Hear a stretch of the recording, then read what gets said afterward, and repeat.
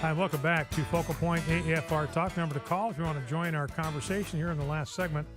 888-589-8840 is the number to call. 888-589-8840.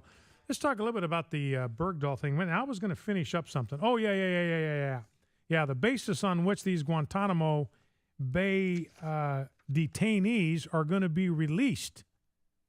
And this is why I do not think there is some kind of sophisticated plan on President Obama's part to put a chip in these guys to lead us to the Taliban hangouts. He has a commission that he's appointed. It's a parole board for terrorists, if you can believe it. He established it in 2011, and President Obama is the one who appoints the members. These are officials from the Justice Department, the Pentagon, the State Department, and Homeland Security. There's no congressional confirmation process. It meets in secret, and there is no accountability.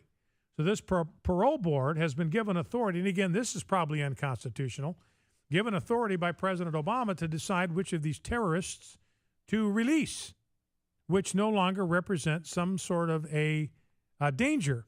Now, as this parole board meets to interview these Gitmo detainees to decide whether they ought to be released, one of the things that this is according to a story in the NewYorkPost.com by Paul Sperry, one of the things that President Obama told this parole board is you cannot rely on any information that has been obtained as a result of interrogation techniques. So any information you got out of interrogating these guys, whether it's waterboarding or whatever, you can't use it. So all that information, you can't even consider it. It's not admissible. Now, President Obama calls it cruel, inhuman, or degrading treatment. Well, you know, one of the things they do is they pipe Sesame Street music into these guys' cells to drive them nuts. And President Obama would say, look, that's torture. You can't do that. You get any information for them. That way you can't use that. So they've got very little information then they can actually go on. Now, one of these guys has been released. I kid you not. And don't forget the recidivism rate among Guantanamo Bay guys that are released is 29%. 29% historically have gone back to the battlefield. And since we don't have a real effective way of monitoring them, the number is probably higher. But so say 1 in 3 roughly of the people that are released from Guantanamo Bay go right back to trying to kill Americans. Now, the first one that's being released, this is a bad guy by the name of Ghalib Nasser al-Bahani. He's just 34, so he's got a lot of mischievous years left. He was classified as an indefinite detainee in 2010 because of the danger he posed to the U.S. He was a troublemaker while we had him in custody. He was uncooperative in interviews and showed ill intentions toward the U.S. This is in 2010. President Obama has released him. This parole board is going to release him. You know why? Because he loves yoga.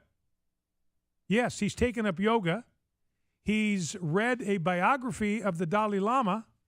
So the parole board says, look, this guy is as innocent and pure as the driven snow. Let's release him. Now, here's another guy, another bad guy. Mahmoud Abad El-Aziz Al-Mujahid. He's 33, so he's got a lot of mischievous years left. He's going to be released. This guy was Osama bin Laden's bodyguard. He was a bodyguard with Osama bin Laden, so he was protecting the guy that was responsible for 9/11. This guy was an accomplice. 2,973 Americans dead. This guy has blood on his hands. He was Osama bin Laden's bodyguard. And the military warned that if he's freed, he would likely hook up in Yemen with his brother, who was another former bin Laden bodyguard. Now, the parole board has blacked out a large section of Mujahid's testimony dealing with al-Qaeda, and they say that he is a peacemaker, and what he wants is a milk and honey farm. So he just wants to go back and he wants to farm, he wants to produce milk, he wants to produce honey. This guy is as innocent as a first grader. And then the other guy, this Ali Ahmad Mohammed al-Razihi, he's 33. So he's got decades of mischief ahead of him, and he's okay. Now, the board has not released his written testimony or the transcript of his hearing. He's another guy that was an Obama bin Laden bodyguard. He's been released because all he wants to do is go back to Yemen and take over the family's fruit and vegetable business. So take up yoga, read a biography of the Dalai Lama. You are good to go, according to President Obama's parole board. Now, back to Bo Bergdahl for a second. Let's grab clip number 7. This is Dianne Feinstein. Remember, Obama's been saying we had to go in and get this guy because his life was in danger. His health was in danger. Remember, the video of that came out around December or January. They waited 4 months to go get him. So if it was on the basis of that video that showed him haggard and drugged and drowsy, why did you wait 4 months if it was so dire? And then this whole business about his life being in danger because the Al-Qaeda wanted to kill him, the Taliban wanted to kill him. Nobody's buying that story anymore. And here's Dianne Feinstein. Now, she is the chairman of the Senate Intelligence Committee, so she's one of the people that's supposed to be kept abreast of all this stuff. And so she's asked about whether there was some kind of credible threat to Bergdahl's life. In other words, was President Obama telling the American people the truth when he said there was an urgent threat on Bo Bergdahl's life? Here's what she had to say. No, I don't think there was a credible threat, but I don't know. I have no information that there was. You see, this was a little different than most things because there was a history to it. We were brought in November 2011. A long history. Yes, when this was part of a bigger effort, and that bigger effort was a reconciliation with the Taliban. Mm-hmm. And this was proposed as a confidence-building measure. And the 5 would be kept under house arrest in Qatar, and a reconciliation effort begun.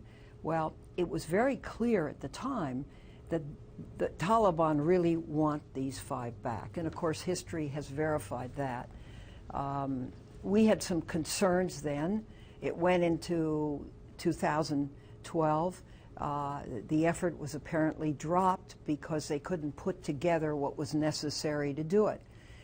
So there was an interest to the extent that we put in our 2012 authorization bill, the 30 days consultation, right, which that bill was signed in January of 2013 by the president, and to the best of our knowledge has no signing statement with it. Right. So we were under the impression that he would consult if it ever came up again. That's what made this a little different than something else. So that's Dianne Feinstein, not happy with President Obama. I don't believe there was a credible threat to Bo Bergdahl's life. This is different than the agreement that we were promised would be put in place.